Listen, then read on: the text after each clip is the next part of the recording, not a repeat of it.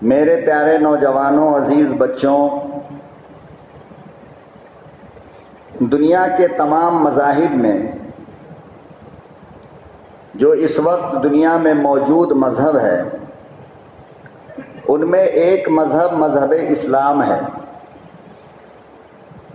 اور اسلام کے ماننے والوں کو مسلمان کہتے ہیں۔ اور یہ جتنے اسلام کے علاوہ مذاہب ہیں، یہ سارے کے سارے مذہب اسلام کے بعد وجود میں آئے ہیں۔ سب سے پہلا مذہب دنیا کا، کائنات کا سب سے پہلا مذہب مذہب اسلام ہے۔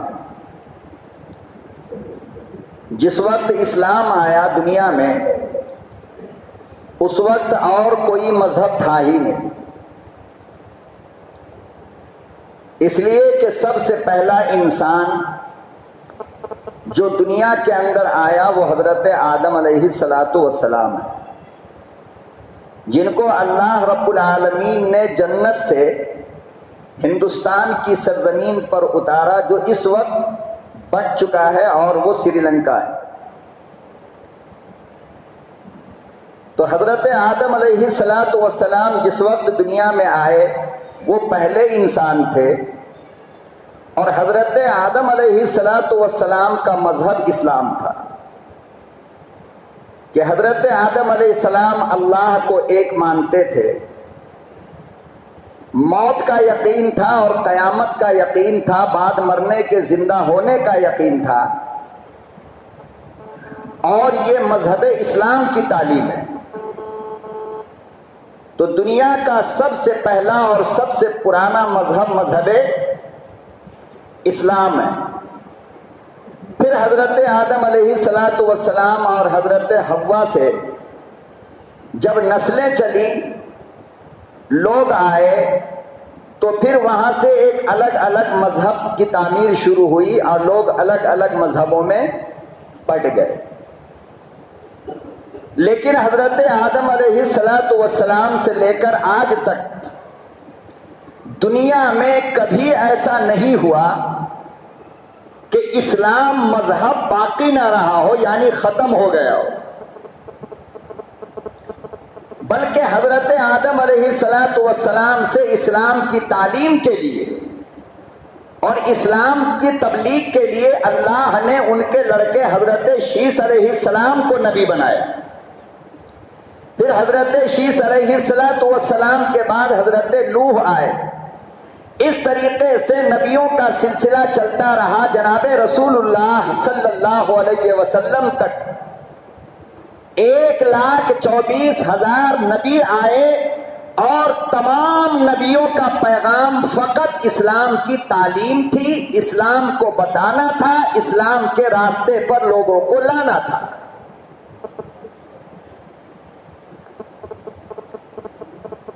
تو سب سے پہلا مذہب اسلام، اور اس کے بعد جتنے مذہب بنے، جتنے مذہب کے ماننے والے آئے، عجیب بات یہ ہے کہ آدم سے لے کر آج تک دوسرے تمام مذہب والوں نے مل کر کے اسلام کے خلاف دشمنی کیا ہے۔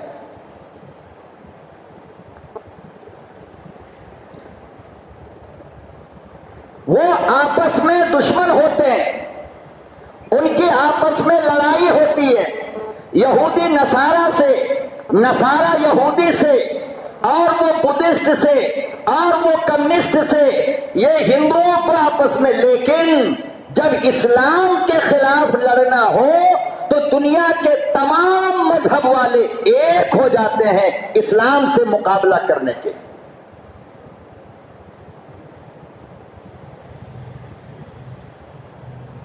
الحمدللہ، اور مذہب اسلام اس لیے دنیا میں نہیں مٹ سکا کہ اس مذہب کی حفاظت کی ذمہ داری اللہ نے لی ہے۔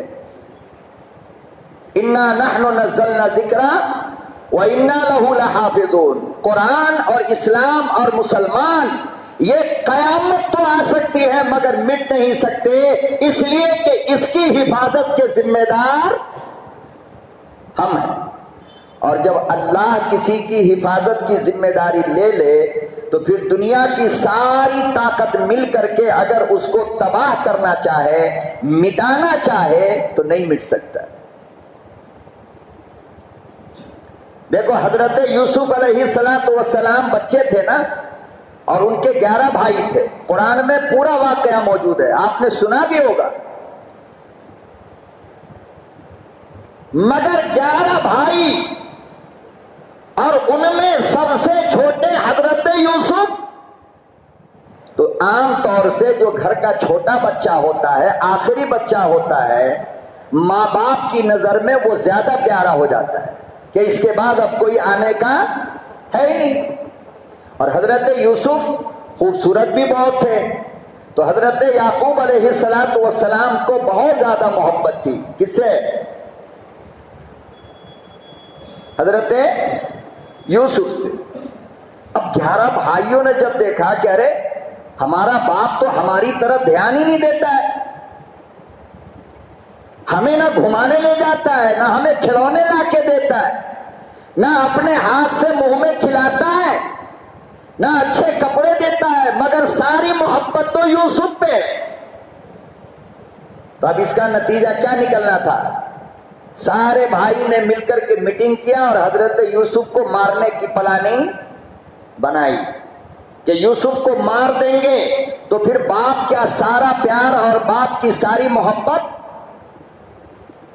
ارے بولو بھائی، ہمیں مل جائے گی۔ آج بھی بعض لوگ باپ کی دولت کو بانٹنے سے بچانے کے لیے اپنے بھائی کا قتل کروا دیتا ہے، اور بھائی کے بعد جو حصے دار بھابھی ہیں، ان کے بچے ہیں، لوگ ان کو بھی مروا دیتے ہیں۔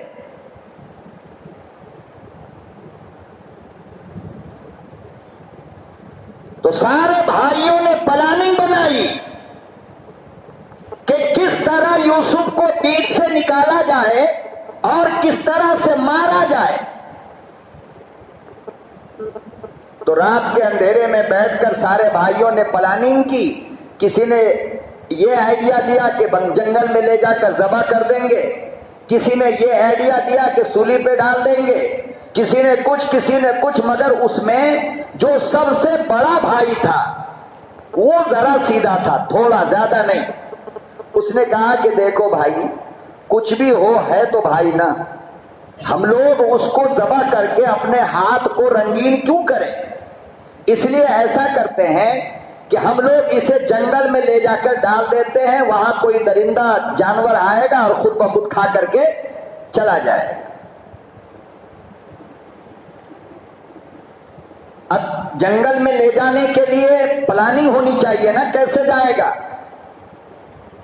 آئیڈیا کیا ہے؟ تو آپس میں طے ہوا کہ ہم لوگ اپنے ابا کے پاس چلتے ہیں، چونکہ حضرت یعقوب علیہ السلام حضرت یوسف کو باہر نہیں جانے دیتے تھے، ڈر تھا ان کو، نبی تھے نا، بچے بھی تھے تو ڈر رہتا تھا۔ بھائیوں نے آ کر کے کہا ابا ہم لوگ ذرا کھیلنے کودنے کے لیے جا رہے ہیں اور تھوڑا گھومنے کے لیے جا رہے ہیں، کیا اچھا ہوتا اگر میرا یہ بھائی چھوٹا سا یوسف بھی میرے ساتھ ہوتا۔ تو حضرت یعقوب نے کہا کہ مجھے ڈر ہے۔ کیا ہے؟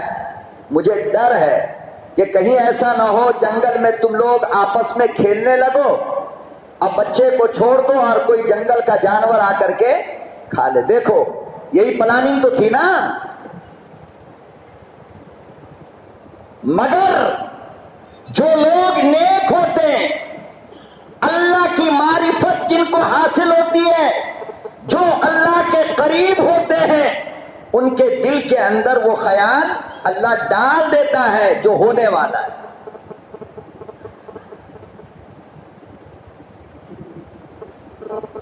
اس لیے اللہ کے نبی صلی اللہ علیہ وسلم نے فرمایا اتقوا فراست المومن، کہ مومن سے، اللہ والوں سے ذرا بچ کے رہا کرو۔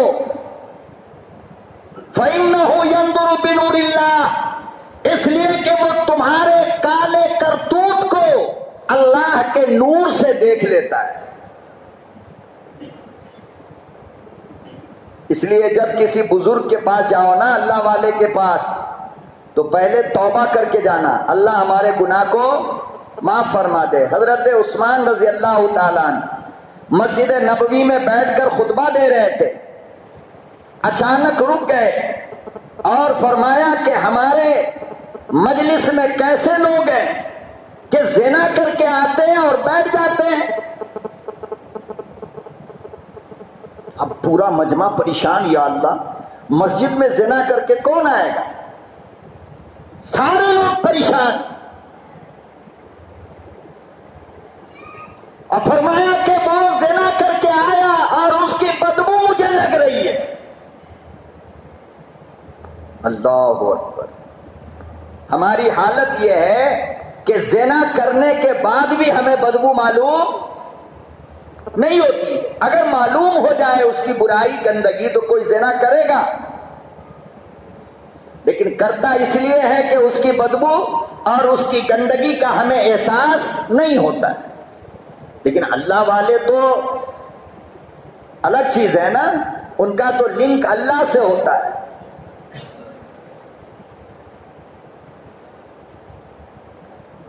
پریشان، پورا مجمع پریشان.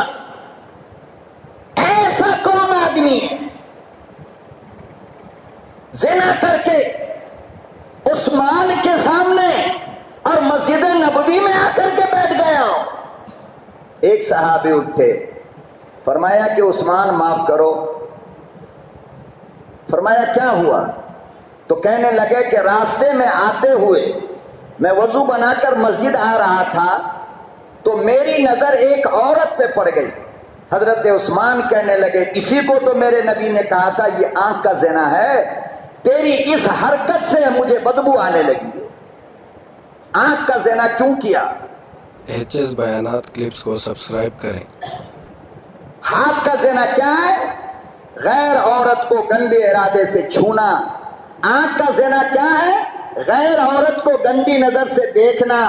زبان کی زنا کیا ہے؟ غیر محرم سے گندی باتیں کرنا. دل کا زنا کیا ہے؟ دل میں غیر عورت کا خیال پیدا کرنا. یہ سب زنا ہے. یہ اللہ ہم سب کی حفاظت فرمائے. کہیں ایسا نہ ہو ہم آنکھ کی زنا کیے اور موت آ جائے. کہیں ایسا نہ ہو ہم نے دل کا زنا کیا اور روح نکل گئی. کہیں ایسا نہ ہو کہ ہم نے زبان کا زنا کیا، بات کرتے کرتے موت کا فرشتہ آ جائے.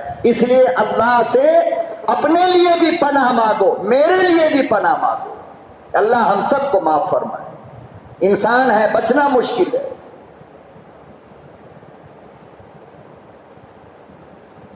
چوبیس گھنٹہ، ایک مرتبہ نہیں، 24 گھنٹہ ہمارے پیچھے شیطان پڑا رہتا ہے ہر وقت. ابھی ہم توبہ کریں گے، راستہ چلتے چلتے توبہ کر رہے ہیں، نظر جو اٹھی تو سامنے شیطان نے ایک ننگی عورت کو لا کر کے کھڑا کر دیا. بدن پہ کپڑا تو ہے مگر پورا جسم نظر آ رہا ہے. اب ایک انسان ہے، کہاں تک بچے گا؟ کتنا بچے گا؟ آپ اندازہ لگاؤ. اب جو نظر پڑی تو اس کے جسم کا ہر حصہ دماغ میں آنے لگا، توبہ زبان پہ رک گئی. اب اس کے خیال میں یہ گاڑی چلا رہا ہے، گھر تک پہنچ گیا. زنا نہیں ہے؟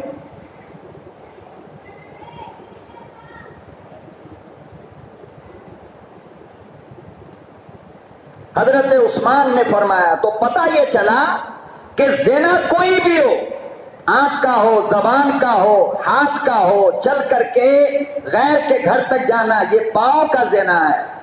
تو زنا کوئی بھی ہو، زنا کرنے کے بعد اس کے اندر سے بدبو نکلتی ہے. کیا نکلتی ہے؟ اور وہ بدبو اللہ والوں کو معلوم ہو جاتا ہے. حضرت امام اعظم ابو حنیفہ رحمۃ اللہ علیہ، جن کے ہم لوگ مقلد ہیں الحمدللہ، دریائے دجلہ پہ نماز جا رہے تھے، نماز کا وقت ہو گیا، دریائے دجلہ جو بہہ رہی تھی، حضرت امام اعظم ابو حنیفہ وہاں پہ وضو بنانے کے لیے بیٹھے.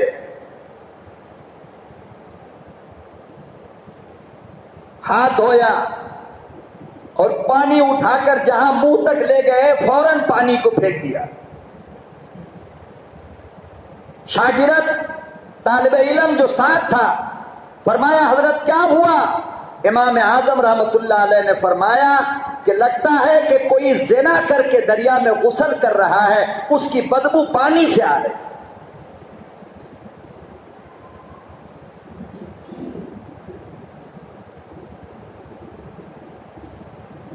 اللہ اکبر و کبیرہ. امام اعظم کھڑے ہوئے، جدھر سے پانی چل کر آ رہا تھا پیدل چلنے لگے. کچھ دور جا کر دیکھا ایک نوجوان غسل کر رہا ہے. حضرت امام اعظم نے بلایا، فرمایا او نوجوان ادھر آ. وہ نوجوان آیا. امام صاحب کہنے لگے وَلَا تَقْرَبُوا الزِّنَا إِنَّهُ كَانَ فَاحِشًا. فرمایا او میرے بچے، میرے نوجوان، زنا کے قریب نہ جایا کرو، وہ حرام ہے. نوجوان غصے میں آ گیا، کہنے لگا بوڑھے میاں الزام کیوں لگاتے ہو، میرے اوپر زبردستی باتیں کیوں کرتے ہو؟ کہنے لگے امام صاحب کہنے لگے میں رب کی قسم کھاتا ہوں جس کے قبضے میں میری جان ہے، جس نے مجھے پیدا کیا، تم زنا کر کے آئے ہو، غسل کر رہے ہو.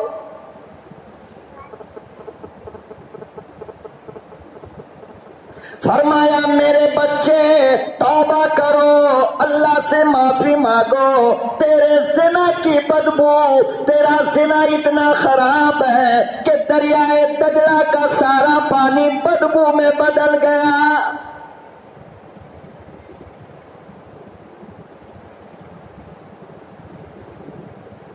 نوجوان کو یقین ہو گیا، اللہ والے کی زبان سے نصیحت سنی، فوراً غسل کر کے باہر آیا، توبہ کی نماز پڑھی. فرمایا امام صاحب اب جب تم نے میری دنیا بدل ڈالی، مجھے تنہا نہ چھوڑو، ساتھ لے کر چلو.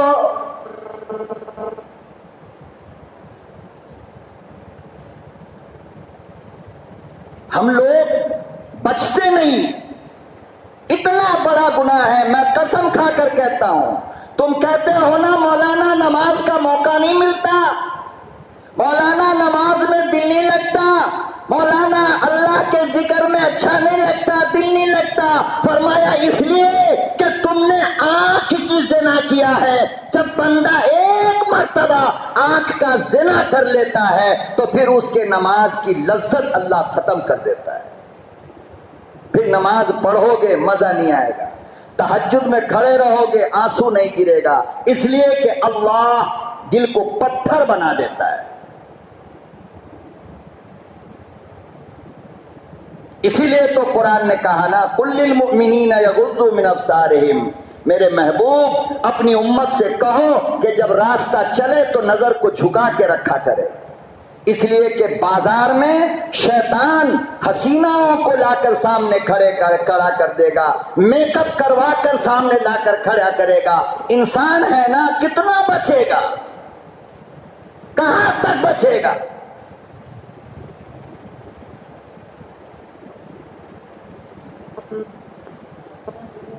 ابھی 3 دن پہلے کی بات کہہ رہا ہوں جو میں نے دیکھا.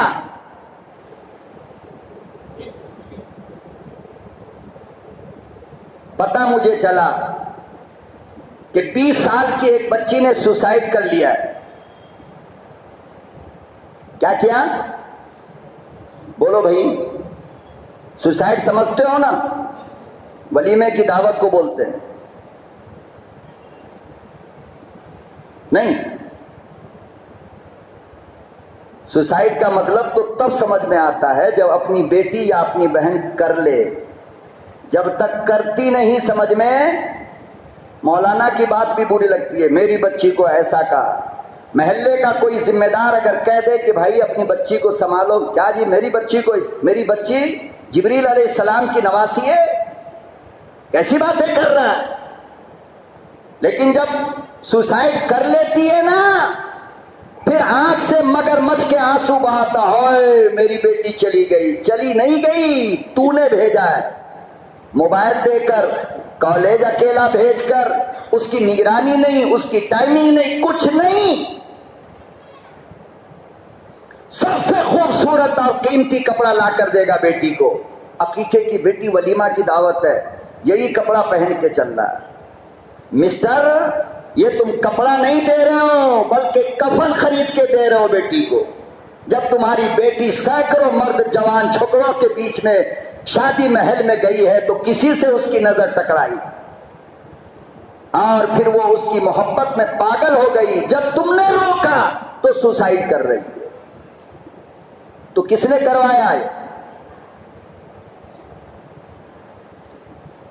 20 سال کی بچی، معلوم ہوا کہ اس نے سوسائڈ کر لیا ہے۔ میں اس کے گھر گیا، جانے کے بعد میں نے اڑوس پڑوس کے چند لوگوں کو بلایا، بھائی کیا معاملہ؟ معلوم تو پہلے ہی تھا، پتا چلا کہ ایسا ایسا ہو گیا ہے۔ میں نے کہا کیوں؟ کہا کہ مولانا 3 مہینے سے غلط راستے پہ بچی چل رہی تھی، جب اس کے ماں باپ سے کہا گیا تو کہنے لگے نہیں ایسا نہیں ہو سکتا ہے، یہ انجام دیکھو۔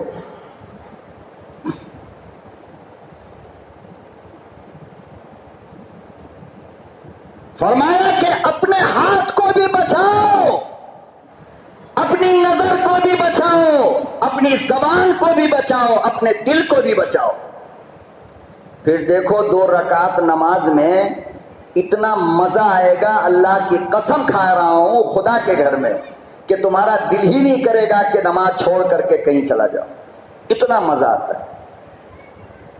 لیکن جب ہاتھ کا، نظر کا، دل کا اللہ اکبر کہہ دیا اور دل میں خیال کسی اور کا ہے، مسجد آ رہا نماز پڑھنے، راستے پر کسی سے عشق محبت کی بات کرنا شروع کر دیا، نماز کے لیے آ رہا ہے کسی کا فون آ گیا، بات کرنا شروع کر دیا۔ اب ایسی حالت میں جب اللہ کے سامنے آپ کھڑے ہوں گے تو مزہ آئے گا۔ اس لیے سب سے پہلا کام میرے بھائی، نظر کی حفاظت کرو۔ کس کی؟ نظر کی حفاظت۔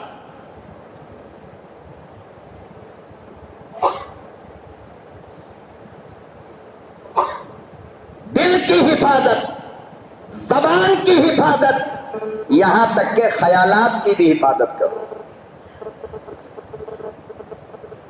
تو میں عرض یہ کر رہا تھا کہ دنیا کا سب سے پرانا مذہب اسلام ہے۔ کون؟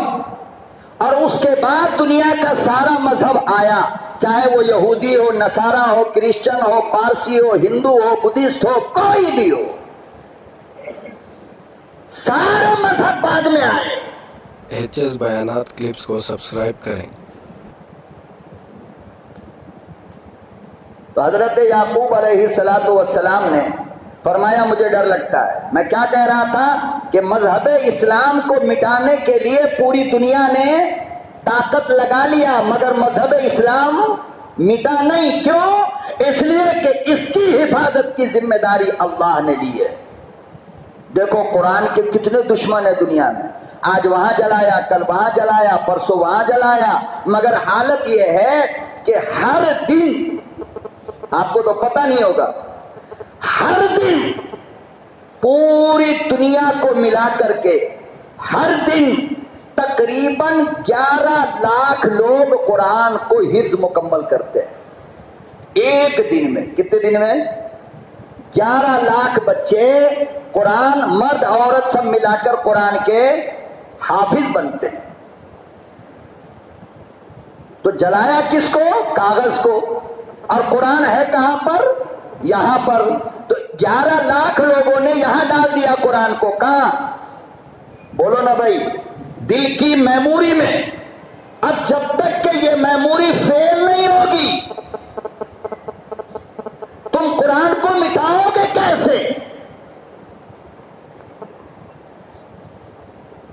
تو ساری دنیا اسلام کو مٹانے کے لیے ایک ہو جاتی ہے، مگر اسلام مٹتا نہیں ہے۔ کیوں؟ اس لیے کہ اس کی حفاظت اللہ کے ذمہ ہے۔ تو حضرت یوسف علیہ السلام کو بھائی لوگ لے کر مارنے کے لیے جنگل میں چلے گئے۔ مغرب کا بعد ہو گیا، بات چیت کرتے کرتے کھیلتے کودتے اندھیرے کے انتظار میں تھے کہ جب اندھیرا ہوگا تب لے جا کر کے اس کو کنویں میں ڈالیں گے۔ رات ہو گئی، عشاء کا بعد جب ہر طرف اندھیرا ہو گیا تو جنگل میں لے گئے، گھنا جنگل۔ پھر اس جنگل میں جا کر کے ایک پرانے کنویں کو تلاش کیا جو بہت گہرا تھا، اور پھر ظالم بھائیوں نے حضرت یوسف کو اس کنویں میں ڈالا۔ اب پروردگار عالم کو منظور یہ تھا یوسف کو مرنا نہیں ہے، ہلاک نہیں ہونا۔ اسی کو اللہ پاک نے قرآن کریم میں بیان فرمایا، وَمَكَرُوا وَمَكَرَ اللَّهُ۔ ایک پلاننگ تیری ہوتی ہے، ایک پلاننگ اللہ کی ہوتی ہے، ایک کا ایک بہانہ مشورہ تو کرتا ہے، ایک مشورہ اللہ کرتا ہے۔ فرمایا واللہ خیر الماکرین، تیری رائے، تیرا مشورہ، تیری پلاننگ ہے، اللہ کی پلاننگ کے سامنے چلتی نہیں۔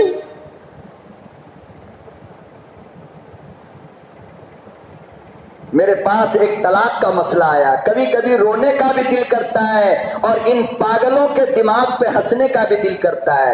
طلاق کا مسئلہ آیا، میں نے جب پوچھا کہ بھائی طلاق دیا کیوں؟ کہا مولانا اس لیے دیا، دوسری کوئی اور وجہ نہیں، بس یہ ایک وجہ ہے کہ اس کی بیوی کو 2 بیٹی پہلے ہوئی، اور جب تیسرا ہونے والا تھا تو شوہر نے کہا کہ اگر اب بیٹی ہوگی تو طلاق دے دوں گا۔ بتاؤ اس کو پاگل کہو گے کیا کہو گے آپ؟ اتنا بڑا ظالم انسان بھی کیا دنیا میں کوئی ہو سکتا ہے؟ یہ بیٹی یا بیٹا یہ بیوی کے ہاتھ میں ہے، آپ بتاؤ۔ بیوی ہاتھ میں، بیوی کے ہاتھ میں بیٹی لانا بیٹا لانا؟ تو تیری پلاننگ یہ ہے کہ بیٹا آئے، اللہ کی پلاننگ یہ ہے کہ نہیں پھر بیٹی آئے۔ واللہ خیر الماکرین، اللہ کی پلاننگ کامیاب۔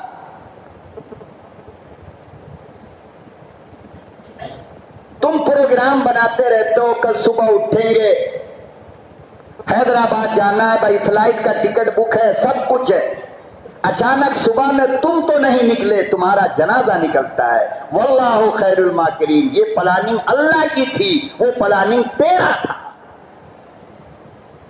انسان کی کچھ بھی نہیں چلتی ہے، اچھی طرح یاد رکھو۔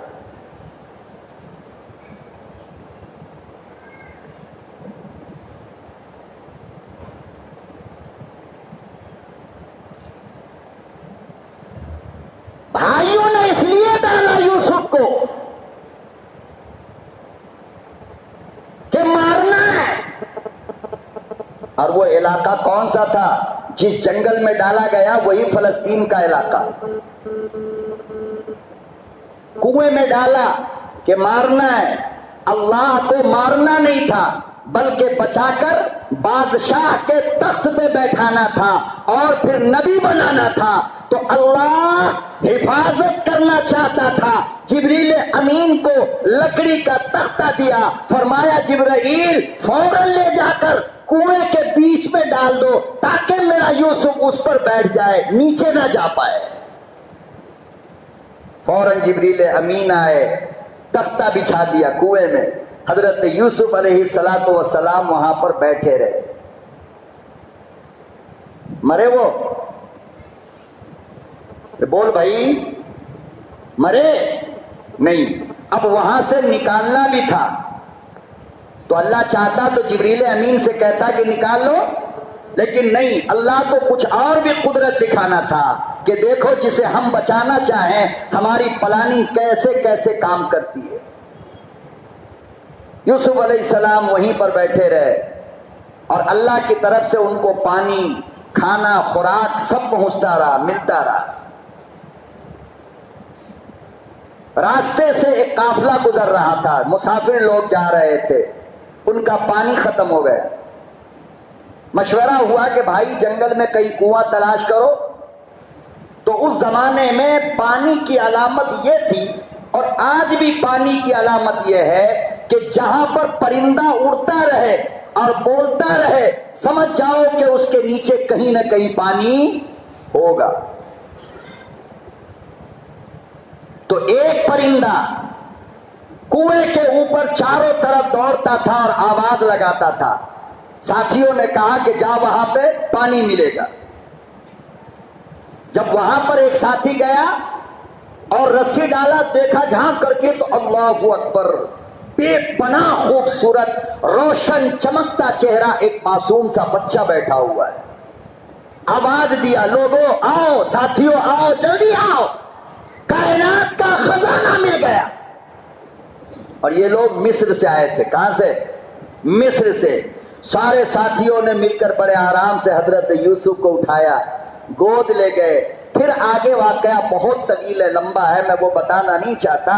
میں بس یہ آپ کو کہنا چاہ رہا تھا کہ مذہب اسلام اس لیے نہیں مٹا کہ اس کی حفاظت کی ذمہ داری کس نے لی؟ اللہ نے لی۔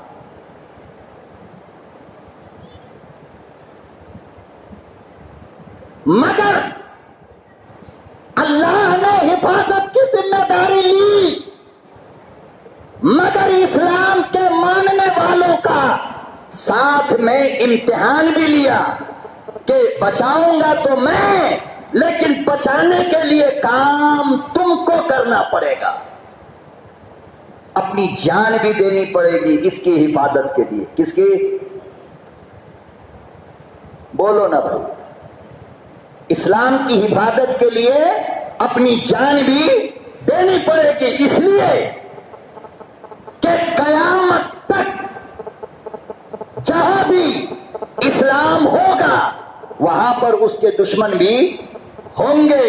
تو پھر تم کو اسلام کی حفاظت کے لیے اپنی جان بھی دینی پڑے گی، اپنے بچوں کو بھی قربان کرانا پڑے گا، اپنی بیویوں کو بھی قربان کرنا پڑے گا، اپنے مال کی بھی قربانی دینی پڑے گی، اپنے اولاد کی بھی قربانی دینی پڑے گی۔ اگر تم یہ سوچو کہ ہم تکیہ لگا کر سو جائیں اور کافروں والا کام کرتے رہیں پھر بھی اسلام بچتا رہے، یہ نہیں ہوگا۔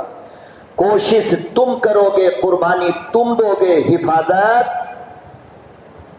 اور یہی ہوا، ہر زمانے میں اسلام کے ماننے والے تھوڑے رہے اور دشمن زیادہ رہے، لیکن مسلمانوں نے کوشش کی تو اللہ نے کیا کیا؟ حفاظت کیا۔ غزوہ بدر میں کتنے مسلمان تھے؟ 313۔ اسلام کے دشمن کتنے تھے؟ 1000۔ مگر صحابہ نکلے، صحابہ ہمت کر کے، ان کے پاس ہر ایک بندے کے پاس اونٹ، ہر ایک بندے کے ہاتھ میں تلوار، ہر ایک بندے کے ہاتھ میں ہتھیار، اور 313 بیچاروں کے پاس کچھ بھی نہیں۔ تھوڑے تلوار تھے اور 2 4 10 5 اونٹ تھے۔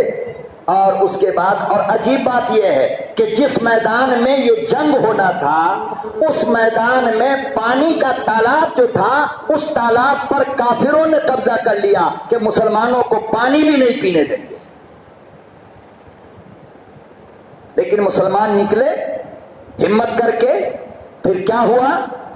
اللہ پاک نے جیت عطا فرمائی۔ 313 کو 1000 پر اللہ نے فرشتوں کو بھیجا وہاں لڑنے کے لیے مسلمانوں کی طرف سے۔ میدان بدر فرشتے آتے تھے اور کافروں کی گردن کاٹی اور غائب ہو جاتے تھے۔ گھوڑے پہ سوار ہو کر فرشتے آتے تھے میدان بدر میں۔ قرآن کہتا ہے،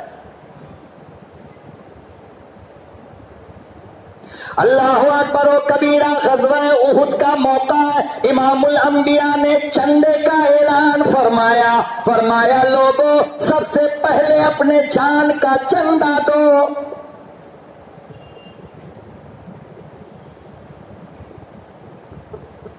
وہ جو سامنے صحابہ بیٹھے تھے، خدا کی قسم ان کی بھی خوبصورت بیویاں تھی، ان کے بھی گود میں کھیلتے ہوئے پھول جیسے بچے تھے، ان کا بھی دکان تھا، تجارت تھی، کاروبار تھے۔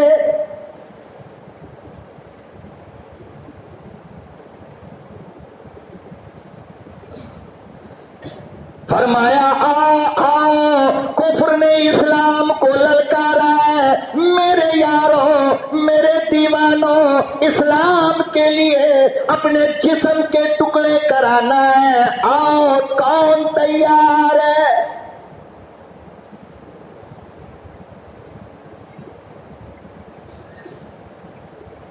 کون چندہ دے گا؟ سارے صحابہ نے ہاتھ اٹھایا، فرمایا کالی کملی والے سب سے پہلا نام میرا لکھو۔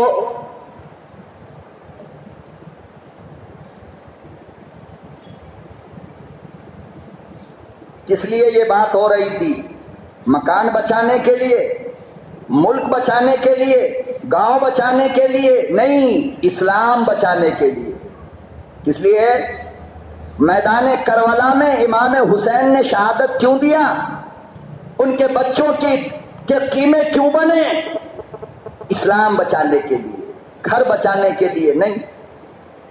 اور اللہ نے ہمیں پیدا کیا ہے اسلام کو بچانے کے لیے، دین کو بچانے کے لیے، گھر مکان دکان کو بچانے کے لیے پیدا نہیں کیا۔ اس کی حفاظت تو اللہ خود کرے گا۔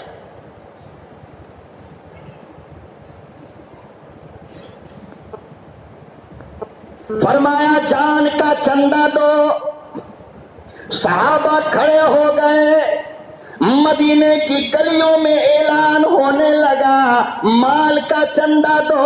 عورتیں گھر سے نکلی، اپنا سونا چاندی زیور صحابہ کی جھولی میں رکھنے لگی اور کہنے لگی اگر میرا یہ زیور ہے، میرے گلے کا ہار، میرے کان کا جھومر ہے، میرے ماتھے کی بندیا اللہ پاک کے راستے میں قربان ہو جائے تو میرا رب مجھے جنت میں زیور پہنائے گا۔ HS بیانات کلپس کو سبسکرائب کریں۔ صحابہ اعلان کرتے ہوئے آئے، ایک بند دروازے پہ پہنچے، چھوٹی سی جھوپڑی تھی، بانس کے کھجور کی لکڑی کی بنی، دروازہ اندر سے بند تھا، لیکن اندر کسی کے رونے کی، سسکنے کی آواز آ رہی تھی۔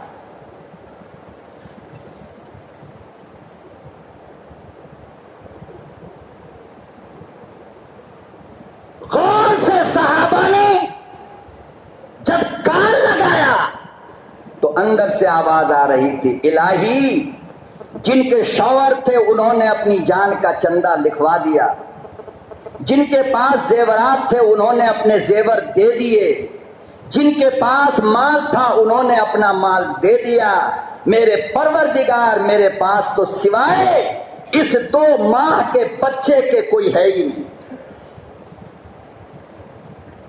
شام کا وقت، مغرب کا وقت ہوا تو آپ صلی اللہ علیہ وسلم حضرت بلال سے اندر بیٹھے ہوئے بات کر رہے تھے کہ اچانک ایسا لگا جیسے پردے کے پیچھے کوئی خاتون کھڑی ہے، کوئی عورت کھڑی ہے۔ اسی لیے تو کہتا ہوں مسلمانوں کہ کم سے کم ایک عورت اپنے گھر میں ایسی پیدا تو کر لو جس کے صدقے میں اللہ تمہارے خاندان کی، دکان کی، مکان کی، نسل کی حفاظت کرے گا، دیندار پیدا کرے گا۔ پردے کے پیچھے کسی خاتون کے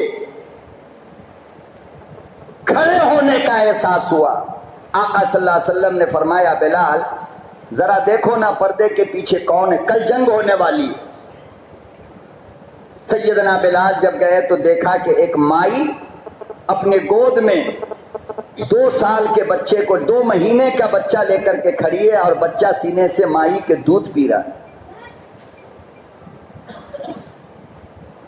حضرت بلال اندر گئے، فرمایا مدنی کریم صلی اللہ علیہ وسلم ایک عرب کی خاتون ہے، گود میں 2 ماہ کا بچہ دودھ پی رہا ہے۔ آقا نے فرمایا مقصد پوچھو کیوں آئی، کیا بات ہے؟ حضرت بلال نے پوچھا، مائی کے آنسو بہ گئے، رونے لگی۔ فرمایا بلال سارے مدینے نے چندہ دیا، کسی نے شوہر کا چندہ، کسی نے بیٹے کا چندہ، کسی نے پوتے کا چندہ، کسی نے زیور کا چندہ، کسی نے آٹا چاول کا چندہ، کسی نے گھی کا چندہ۔ میرے پاس دینے کے لیے کچھ بھی نہیں، میں غریب ہوں۔ جب میرا شوہر اللہ کے راستے میں شہید ہوا تو یہ امانت میرے پیٹ میں چھوڑ کر گیا تھا۔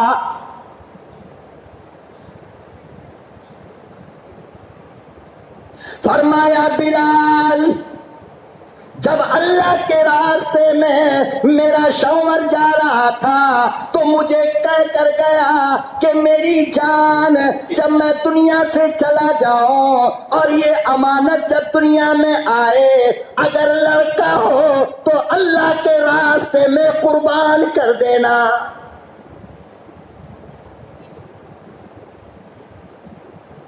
اللہ کی قسم، کبھی اکیلے میں دنیا سے ہٹ کر کے سوچ کر کے دیکھو تو عقل کام نہیں کرتی ہے کہ ایسے بھی لوگ تھے۔ بھئی اولاد ہے، آپ جانتے ہو کہ اولاد سے زیادہ قیمتی چیز ماں باپ کے لیے کچھ اور ہے کیا دنیا میں؟ ماں باپ زندہ ہے تو اولاد کے لیے، ماں باپ پسینہ بہاتا ہے تو اولاد کے لیے، ارے دن بھر مزدوری کرتا ہے تو اولاد کے لیے، ساری رات گاڑی چلا کر چلاتا ہے تو اولاد کے لیے، ساری دنیا کی قربانی اور محنت اگر کرتا ہے تو اولاد کے لیے، پھر اولاد کا چندہ دینا کوئی معمولی بات ہے؟ یہاں تو جماعت کے ساتھی کھڑے ہو کر 40 دن کا چندہ مانگے تو ساری گردن جھک جاتی ہے، پوری تقریر سنے گا، اور جہاں چندے کی بات آئی کہ بھائی 10 دن کا چندہ، 40 دن کا چندہ، 4 مہینے کا چندہ، تو ہر کوئی اپنا بغل کھجانے لگتا ہے، میرے پاس تو یہ ہے، میرے پاس تو وہ ہے، میری دکان، میرا مکان، میری بیوی، میرے بچے، ساری دنیا کی ضرورت آ جاتی ہے۔ آتی یا نہیں آتی؟ یا میں غلط کہہ رہا ہوں تو بتاؤ؟ ایسا لگتا ہے جیسے کہ صحابہ کے پاس نہ دکان تھی، نہ مکان تھا، نہ بیوی تھے، نہ بچے تھے، کچھ بھی نہیں، کہ نبی نے چندے کا اعلان کیا اور اگلی صف میں بیٹھا ہوا صحابی کہنے لگا میرے محبوب سب سے پہلے میرا نام لکھو۔ انہوں نے بیوی کو نہیں یاد کیا، بچے کا خیال نہیں آیا۔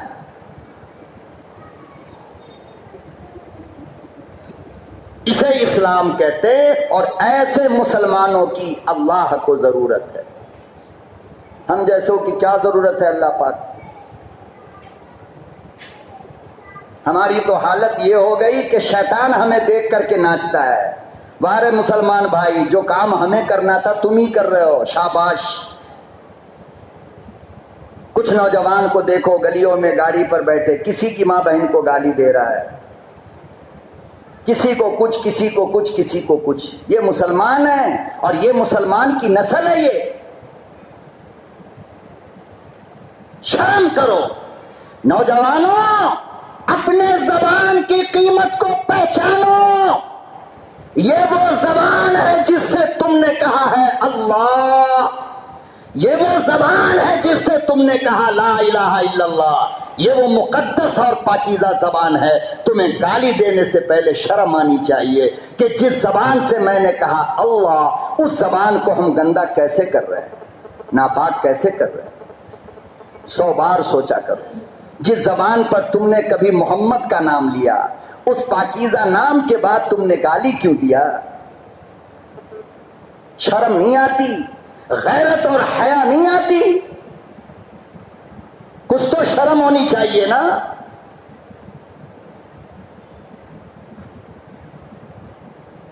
مائی رو رو کر کہنے لگی بلال مدنی کریم کو چندہ دینے کے لیے آئی ہوں، اس کے سوا چندہ دینے کے لیے کچھ بھی نہیں۔ حضرت بلال کہنے لگے میری مائی، یہ 2 ماہ کا بچہ دوڑنا جانتا نہیں، بھاگنا جانتا نہیں، تلوار چلا نہیں سکتا، تو اس بچے کو چندے میں لے کر میں کیا کروں؟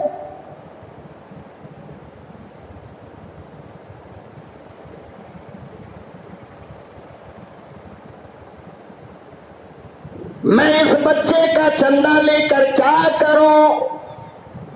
مائی رو رو کر کہنے لگی بلال یہ سب پتہ ہے، مگر میں نے چندہ اس لیے دیا ہے کہ جب میدان گرم ہو جائے، جب اسلام اور کفر آمنے سامنے ہو جائے اور کوئی کافر تلوار یا تیر میرے نبی کی طرف مارے تو میرے بچے کو ڈھال بنا لو۔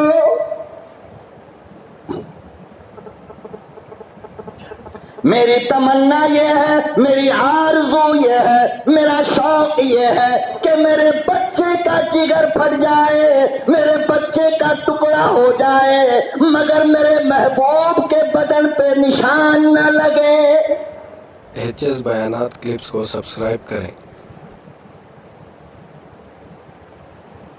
اس طرح اسلام کی حفاظت کی گئی ہے۔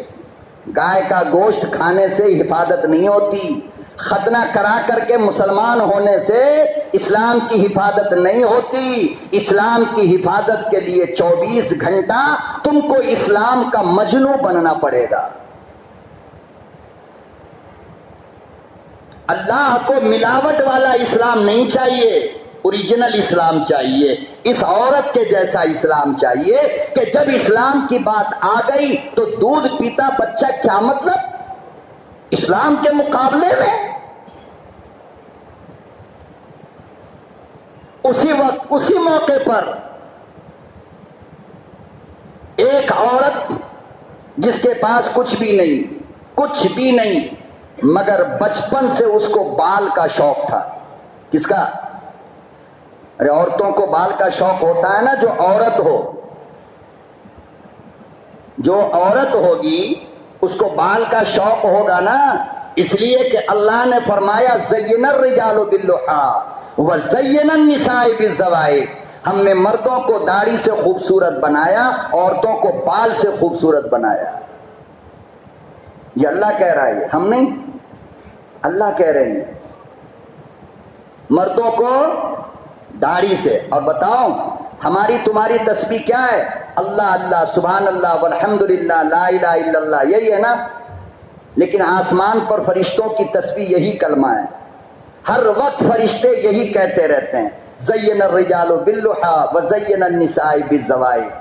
اللہ نے مردوں کو داڑھی سے خوبصورت بنایا، عورتوں کو بال سے خوبصورت بنایا۔ پتہ یہ چلا کہ جو عورت ہوگی وہ بال کی دیوانی ہوگی، اور جو عورت دیکھنے میں ہو لیکن اندر سے مرد ہوگی وہ پوپ کٹ کرے گی، کبھی بیوٹی پارلر میں، کبھی سٹی پارلر میں، کبھی جی پارلر میں جائے گی اور اس کے 14 ٹکڑے کروائے گی، کبھی آڑا، کبھی ٹیڑھا، کبھی لال، کبھی نیلا، کبھی پیلا، کبھی وائٹ، پتہ نہیں کیا کیا کرواتی ہے۔ تو یہ اصل میں عورت ہے ہی نہیں، مردود ہے یہ۔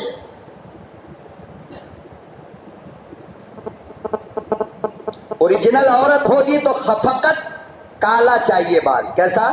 کالا، اور اس کا ایک ہی ڈیزائن ہوگا کہ اس کو پیچھے کنگھا کرے گی، نیچے جہاں تک جائے گا عورت کو اتنی خوشی ہوتی ہے میرے بال اتنے بڑے ہو گئے، ہے نہیں؟ اور عرب میں عورتوں کے بال بہت بڑے بڑے ہوتے تھے اور بڑی محنت کرتی تھی عورتیں۔ کیوں؟ اس لیے کہ عرب کے مردوں کو عورت کے چہرے سے زیادہ پیار عورت کے بالوں سے ہوا کرتا تھا، بیویوں سے۔ وہاں شادیوں میں تلاشتے تھے کہ عورت کا بال تو دیکھو، میری ہونے والی کا بال کیسا ہے۔ بہرحال تو ایک عورت تھی جس نے جوانی سے اپنے بال کی حفاظت کی اور اتنے بڑے بڑے ہو گئے تھے۔ جب آقا صلی اللہ علیہ وسلم نے چندے کا اعلان کیا، اس غریب کے پاس کچھ بھی نہیں تھا، یہ اندر گئی اور جانے کے بعد قینچی اٹھایا اور جڑ سے اپنے پورے بال کو کاٹ لیا۔ کتنے سال کے محنت کے بعد یہ بال بنا ہوگا اس کا، بتا سکتے ہو آپ؟ سارے بال کاٹ ڈالے اور پھر بیٹھ کر اپنے سارے بال کا اس نے رسی بنایا۔ کیا بنایا؟ ارے نئی گاڑی جو لیتے ہو، بلٹ گلٹ لیتے ہو، تو کافروں کا دیکھ کر تم لوگ بھی گھوڑے کا بال نہیں لپیٹتے ہو آگے بمپر پہ؟ نہیں لپیٹتا ہے؟ شرم کرو، ہنسنے کی بات نہیں ہے، حیا کرنے کی بات ہے. کہ کافر پہلے یہ کام کیا کرتے تھے، بیل کے سینگ میں بال باندھتے تھے، گاڑی میں بال باندھتے تھے، نیمبو مرچ لٹکاتے تھے. آج وہ سارا کام ہمارا مسلمان کرتا ہے تو دل کرتا ہے کہ اللہ یہ دیکھنے سے پہلے موت کیوں نہیں دے دیا کہ مسلمان یہ کرے گا. ہٹھا کٹھا مسلمان ہے، اچھا خاصا گاڑی کے کسی ایک حصے میں گھوڑے کا بال باندھ کے رہے گا. کیا بات ہے بھائی؟ مولانا وہ بال لپٹ گیا ہوگا، اوپر سے جھوٹ بھی بولتا ہے مکار.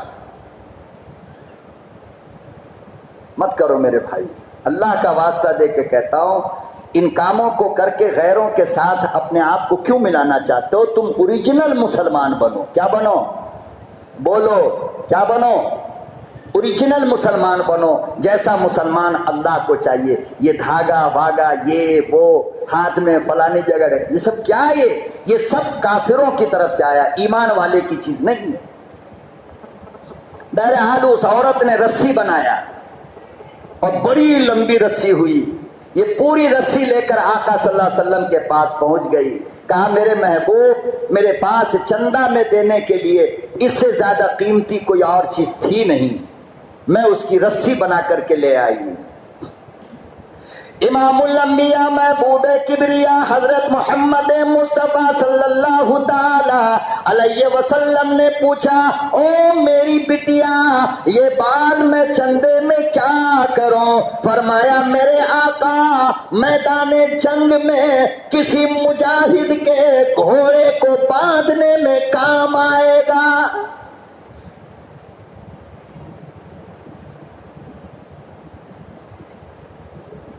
آقا صلی اللہ علیہ وسلم کے آنسو ٹپک پڑے. فرمایا میری بچی جا، اللہ تجھے اس سے بھی خوبصورت بال عطا فرمائے گا، تجھے جنت کا اللہ نظارہ کرائے گا.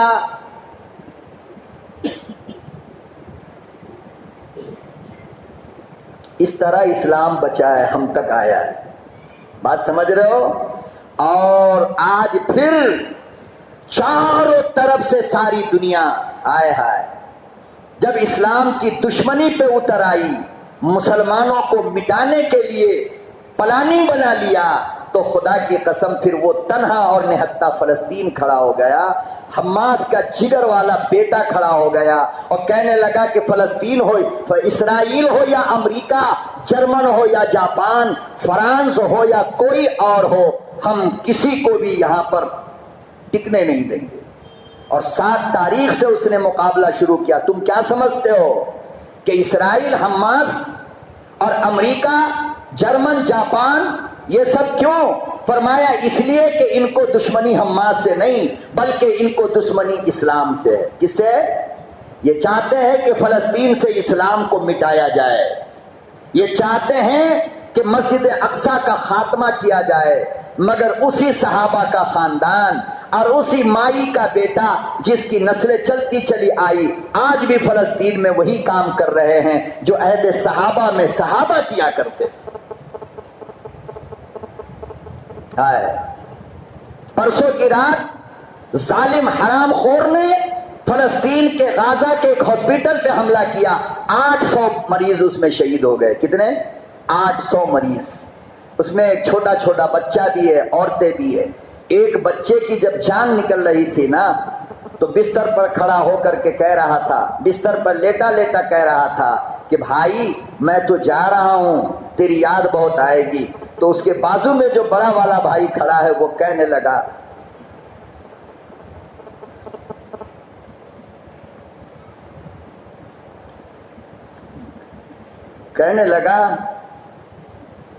کہ یاد کرنے کی ضرورت نہیں ہے، آگے تو چل، پیچھے میں آ رہا ہوں.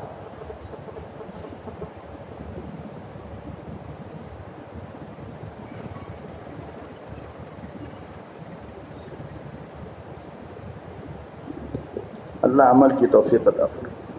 وآخر دعوانا